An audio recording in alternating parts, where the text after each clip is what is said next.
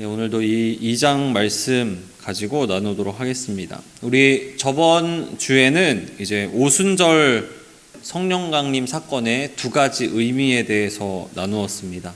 이제 오순절의 첫 번째는 이제 그 농사 절기적인 의미였고, 두 번째는 역사적인 의미였었죠. 그 농사에 관한 세 가지 절기, 초실절, 오순절, 수장절, 이 세 개 중에 초실절은 한 해의 첫 농사 열매를 하나님께 드리는 날이었고, 오순절은 한 해의 두 번째 농사를 시작하면서 또 열매를 드리는 그런 절기였습니다. 이것과 연결해서 예수님께서 초실절에 부활을 하셔서 하나님께 받아들여지는 첫 열매가 되셨다. 그리고 그 다음 열매가 있는데 오순절날 성령을 받은 우리들이다 라는 말씀으로 함께 나누었습니다. 그리고 또 역사적 의미로는 오순절날 이스라엘이 이제 출애굽 후에 모세를 통하여서 율법을 받은 날이지요. 그런데 그 율법이 돌판에 새겨진 율법이었습니다. 그래서 그런 건지 이스라엘 사람들은 눈에 보이는 율법을 지켰습니다. 겉으로만 율법 조문을 잘 지키는 것, 그것으로 하나님 말씀으로 산다고 그렇게 여겼죠.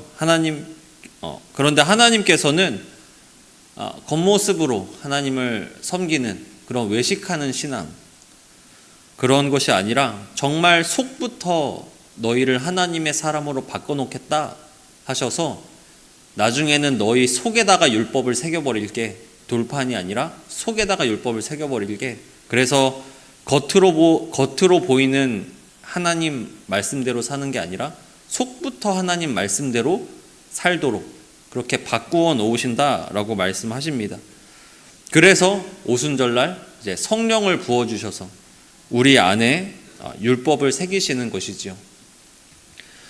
우리 지난주에 그 말씀 나누었습니다. 그리고 이어지는 오늘 말씀에서 이제 그 성령이 임하시는 그러한 사건을 우리가 눈으로 또 귀로 바라보게 되는 그 현장을 보게 됩니다. 오늘 말씀에서 성령께서 임하시고 여기 모인 이 제자들에게 변화가 나타나는데, 그 변화가 무엇인가 하는 것이 오늘 말씀 4절에 나와 있습니다. 그들이 다 성령의 충만함을 받고 성령의 말하게 하심을 따라 다른 언어로 말하기를 시작하니라. 그들이 성령을 받고 나서 어떤 변화가 나타났습니다. 근데 그 변화가 뭐냐면, 그들이 다 다른 지역 언어로, 다른 나라 말로 이렇게 막 말을 하기 시작하는 겁니다. 그리고 그 말의 내용이 무엇이냐면, 오늘 읽은 11절의 끝부분만 보시면 각 언어로 하나님의 큰 일을 말함을 듣는도다 라고 말을 합니다. 그러니까 성령 강림 사건이 일어나고 그들이 변화를 받았는데, 그 변화는 하나님의 하나님의 큰 일을 각자 다른 방언으로 말을 했다. 이 사실이 변한 것이지요. 이제 오늘 말씀에서 나누고자 하는 바는 성령 강림 사건에 우리에게 보여주신 이 바람과 불, 이 두 가지에 대해서 이제 간단하게 알아보고, 그 방식으로, 그러한 모습으로 성령의 충만함을 받은 이 제자들에게 나타난 이 언어적 사건, 이것이 무슨 의미를 지녔는지에 대해서 우리 나누어 보도록 하겠습니다. 이들이 하나님의 큰일 행하심을 말했다라고 말을 하는데, 하나님께서는 그분의 큰 일을 행하실 때에 물론 사람을 통하여서 일을 하십니다. 그런데 하나님의 큰 일을 행하실 때 사람을 통해서 하신다고 하시지만, 근데 그것이 사람의 힘으로 되는 것은 아닙니다. 우리가 성경의 많은 곳에서 볼 수 있지요. 하나님의 큰 일, 또 그리고 하나님의 큰 일을 말하는 사건, 그때에 이제 구약 성경에서는 어떤 특징적인 사건이 일어나는데, 사사기랑 선지서에 그 부분이 특히나 많이 나옵니다. 사사기에는 이런 부분이 있죠. 여호와의 영이 기드온에게 임하시니 하고 이제 기드온에게 맡겨진 일이 시작됩니다. 또 여호와의 영이 입다에게 임하시니 하면서 또 입다에게 맡겨진 그 일이 시작이 되지요. 또 에스겔에서도 이렇게 돼 있죠. 여호와의 영이 내게 임하여 이르시되라고 하면서 그 여호와의 영을 받은 에스겔이 하나님의 말을 대언을 하게 됩니다. 백성들에게. 이렇듯 하나님의 큰 일을 말하기 전에, 하나님의 크신 일을 행하기 전에 하나님의 영이 그들에게 임했다라는 말씀이 있습니다. 이렇게 짧은 부분도 있고 긴 부분도 있지요. 누구 왕 몇 년에 어디에서, 예를 들면 이재명 1년에 동대문구 천흥교회에서 이정대의 아들 이기웅에게 하나님의 영이 임하시니라. 이게 풀버전, 이런 식의 풀버전도 있고, 이러한 식으로 그들에게 하나님의 영이 임하셔서 하나님의 큰 일을, 하나님의 큰 일을 행하거나 말하게 되는 것을 알 수 있습니다. 우리가 하나님의 사람으로 부름받은 것, 그리고 하나님의 큰 일을 행하고 또 복음을 전하고 그 사람이 믿게 되는 것, 이 모든 것이 사람의 힘으로 되는 것이 아니라 그와 함께 하시는 하나님께서 하셨다라는 것을 우리가 이러한 성경 말씀을 통해서 익히 알고 있습니다. 오늘 나와 있는 이 사도행전의 제자들 또한 장차 하나님의 큰 일을 말하게 되고 하나님의 큰 일을 행하게 됩니다. 그 전에 이 말씀이 나오는 것이죠. 구약의 그것처럼 이 하나님의 큰 일을 행하게 되는 이 제자들에게, 하나님의 큰 일을 전하게 되는 이 제자들에게 하나님의 영이 임하신다라는 사건이 바로 이 사도행전의 앞부분입니다. 그런데 이 제자들에게 하나님께서 성령을 부어주실 때에 그들이 확실히 알 수 있도록, 성령이 오셨다는 것을 알 수 있도록 하나님께서 성령을 부어주셨습니다. 하나님께서 약속하신 성령을 주셨는데 그들이 오신 건가?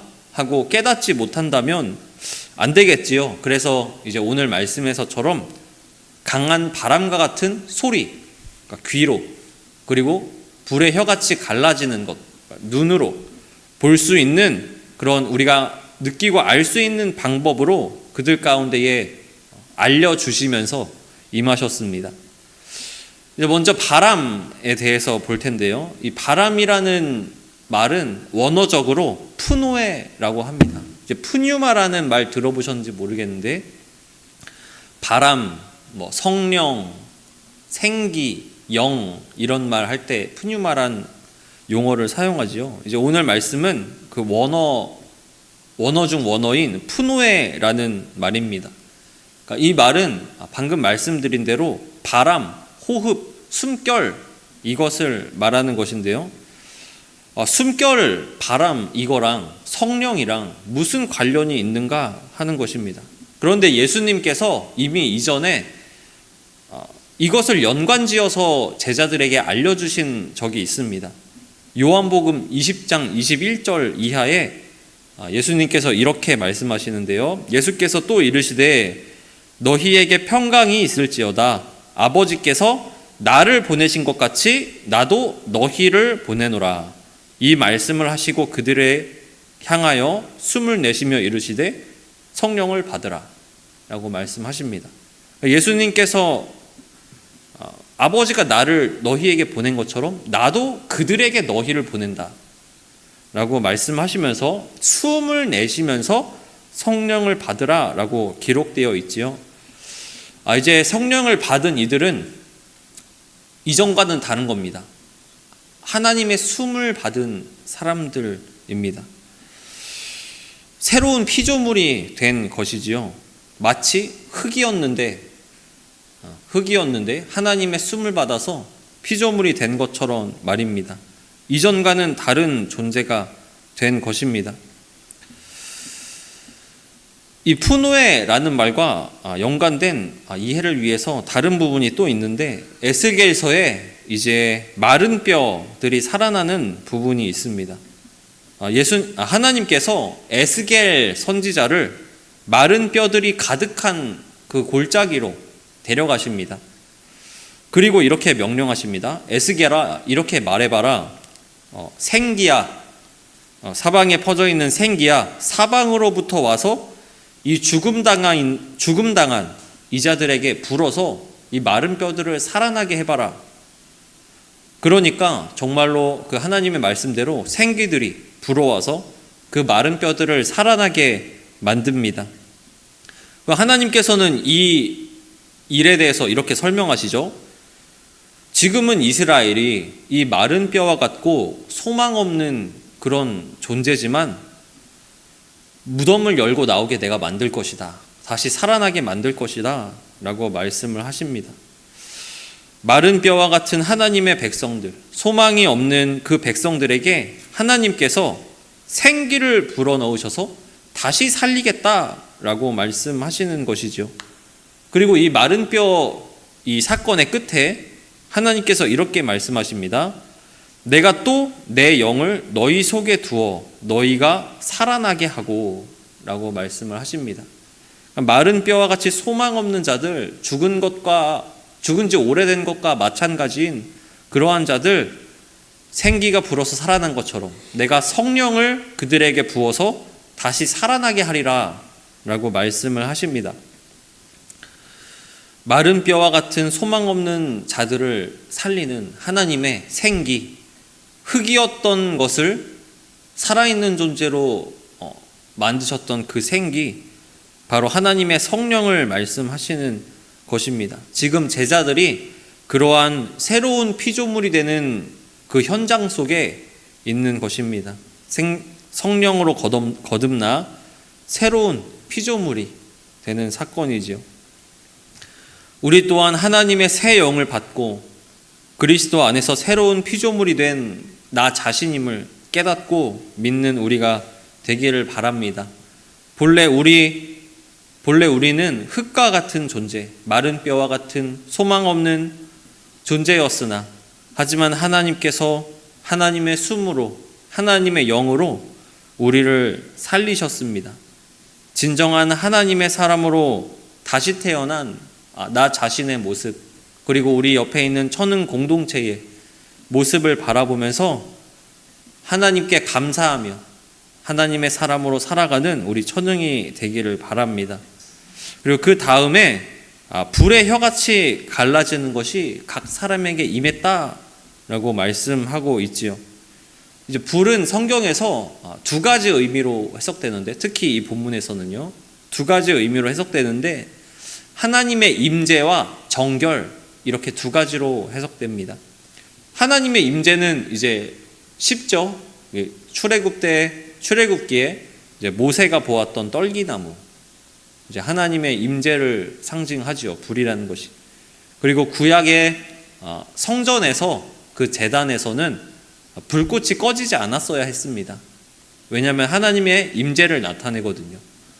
그것도 하나님의 불이 하나님의 임재를 상징한다는 것을 우리가 알 수 있습니다. 그런데 이제 정결이 문제죠. 불로 어떻게 정결하게 되는가. 일찍이 세례 요한이 예수님께서 불과 성령으로 세례를 베푸실 것이다 라고 말씀한 적이 있습니다. 그러니까 그 전까지는 이제 물 세례였죠. 세례 요한이 물 세례를 베풀었는데, 여러분들이 요한복음이나 그 말씀들을 보시면 요한이 세례를 베푸는 걸 이렇게 설명해 놨습니다. 죄사함을 받게 하는 회개의 세례를 전파했다. 죄사함을 받게 하는 회개의 세례. 그러니까 요한이 베풀었던 물 세례는 죄사함을 받게 하는 회개의 세례입니다. 그러니까 씻는 것에 의미가 있는 것이죠. 정결하게 하는 것. 그런데 예수님께서 주시는 세례는 불과 성령의 세례이지요. 성경에서는 물과 같이 불도 똑같이 정결하게 씻는다라는 의미를 갖고 있습니다. 이사야에서 그 내용을 찾아볼 수가 있는데요. 이사야가 어느 날 보좌에 앉으신 하나님의 모습을 바라보게 됩니다. 하나님께서 갑자기 임재하신 거죠. 갑자기 나타나신 거죠. 그리고 그 임재를 마주했을 때 이사야가 내뱉는 첫 마디가 이겁니다. 화로다. 그러니까 지금 우리식으로 말하면 망했다, 이렇게 말한 거죠. 하나님의 모습을 보자마자 하는 말이 망했다. 나는 부정한 사람인데 하나님을 만나버렸네. 망했네. 라고 말을 해버립니다. 나는 입술이 부정한 존재인데 하나님을 배웠으니 나에겐 화로다. 완전한 선이신, 가장 높으신 하나님을 보았을 때에 그는 망했다, 이렇게 말할 수밖에 없었습니다. 완전 선하신 하나님 앞에 죄인된 자신의 모습이 보였기 때문입니다.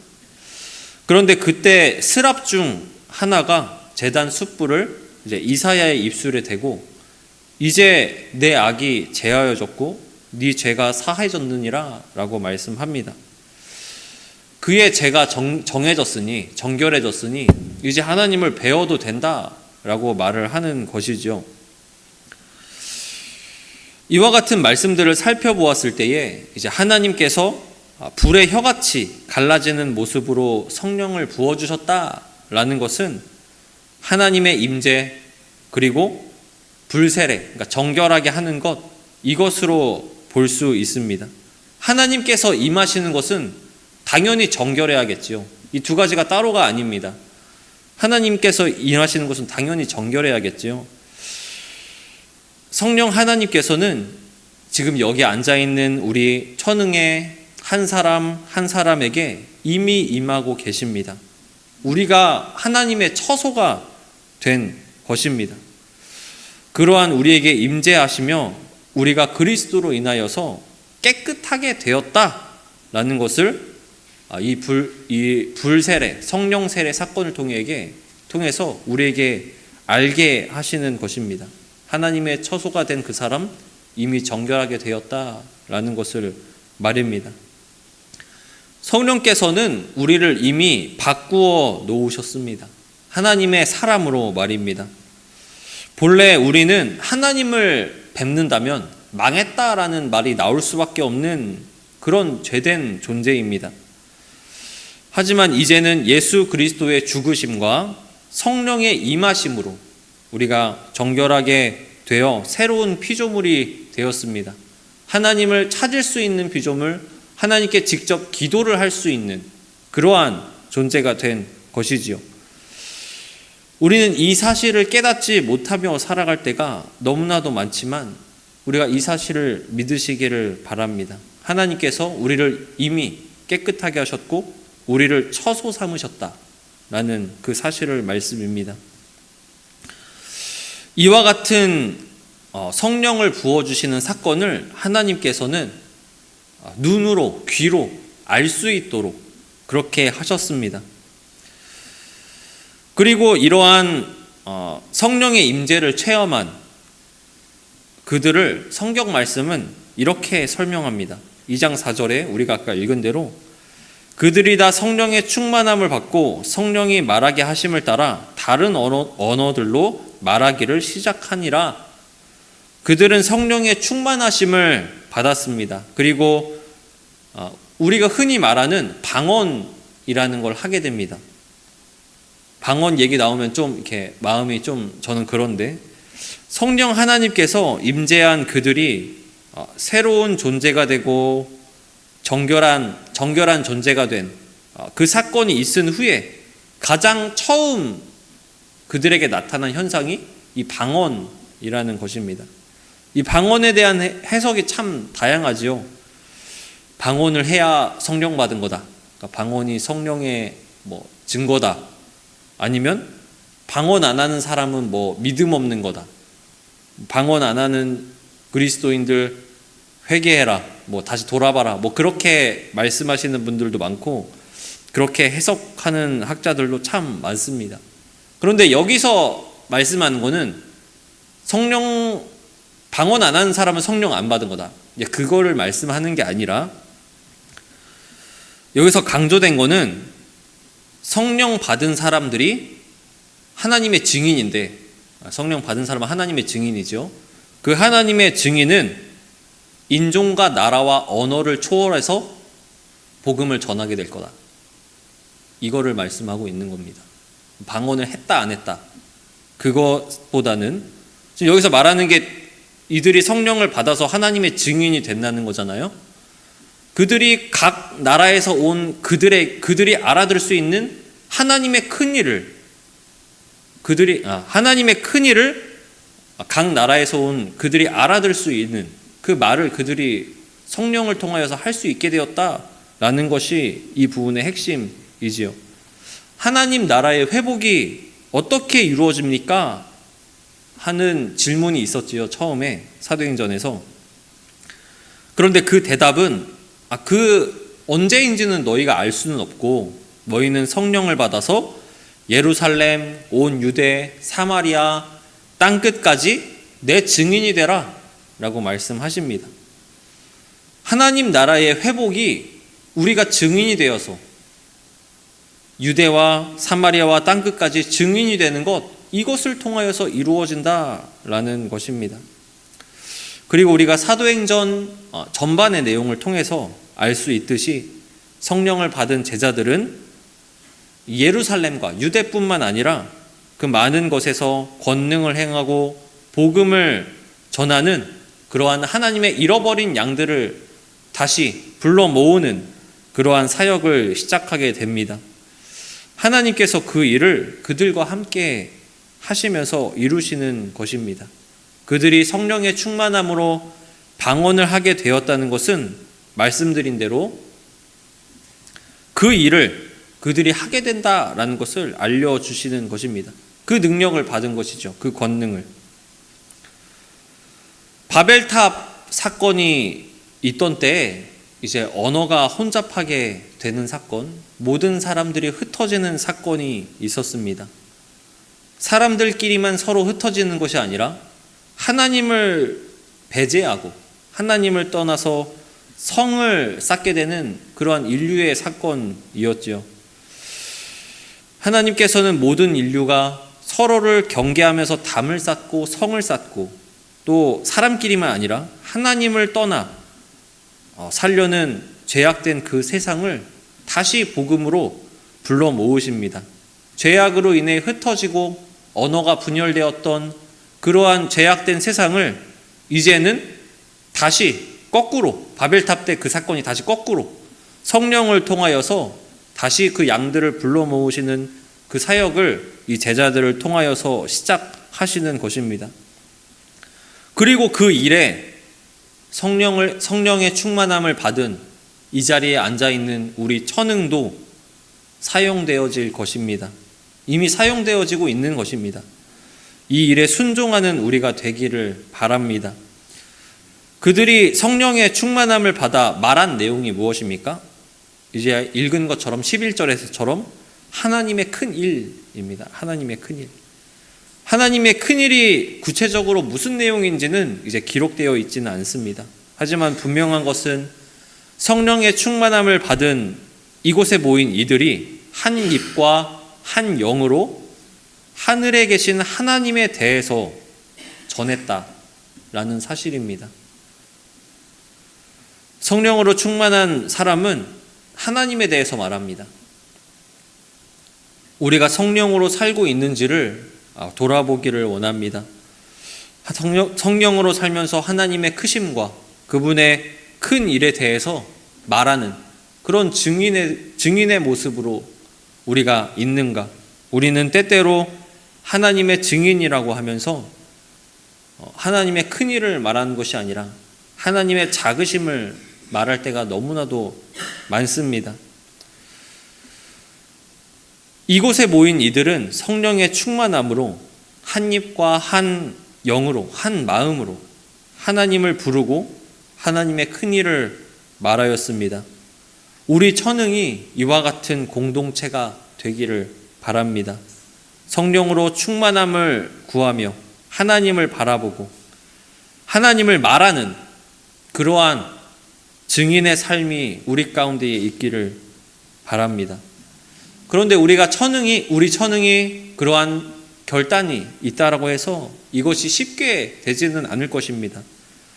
자, 13절을 보십시오. 또 어떤 이들은 조롱하여 이르되 그들이 세술에 취하였다 하더라.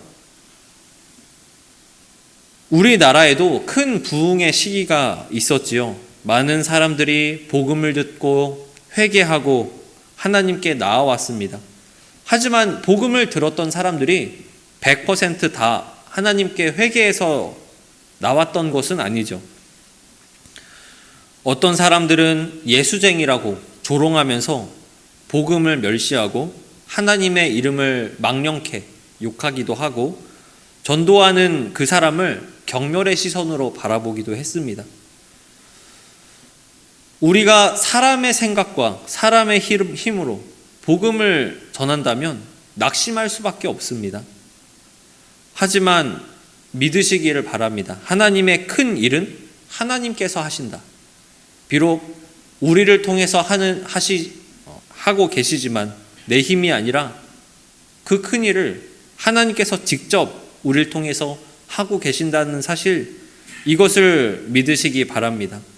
우리의 복음 전하는 마음과 그리고 그 전해진 복음을 받아들이는 그들의 마음, 이것은 내가 말했다고 해서 그것을 조종할 수 있는 것이 아니라 하나님께서 하십니다. 우리가 감당해야 할 것은 무엇입니까? 예수님께서 죄인을 끝까지 사랑하셨던 것처럼 우리도 그 모습을 따라 그들을 끝까지 사랑하면서 그들의 영혼을 살리기를 간구하는 것입니다. 아직 하늘 소망 없는 우리 가족들, 아직 하늘 소망 없는 우리 이웃들을 위해서 기도하면서 그들도 나처럼 하나님을 알게 되어 소망이 있고 기쁨이 있기를 간구하는 것이죠. 왜 그들을 위해서 기도하며 복음을 전해야 합니까? 먼저는 아까 흙과 마른 뼈 이야기처럼 나도 원래는 소망 없는 자리에 있다가 성령으로 살아난 사람이기 때문입니다. 두 번째는 내가 그 복음 전한 일을 맡은 사람이라서 나도 그 마른 뼈와 같은 소망 없는 사람이었는데 소망 없는 사람이었다가 살아난 사람인데 이제는 그 살아난 내가 다시 다른 사람을 살리는 일에 사용되어지는 것입니다. 이 사명이 우리 가운데 있는 것이지요. 성령으로 사는 사람, 성령으로 충만한 사람, 그래서 하나님을 전하지 않고서는 가만히 있을 수 없는 사람, 바로 우리 천흥이 되기를 바랍니다. 그리고 13절처럼 우리가 증인으로 살 때에 우리를 향한 오해가 있고 조롱이 있더라도 의심과 낙심이 아니라 하나님께서 지금 이것을 주관하고 계신다. 하나님께서 나의 마음과 저들의 마음을 주관하고 계신다라는 믿음으로 복음을 전하는 우리가 되기를 바랍니다. 이제 오늘 나눈 말씀처럼 성령의 충만함을 받은 사람의 모습, 한 입으로 한 영으로 하나님의 큰 일을 말하는 그런 복음 전함의 우리 천흥의 모습이 되는 우리가 되기를 바랍니다. 네, 기도하고 마치겠습니다.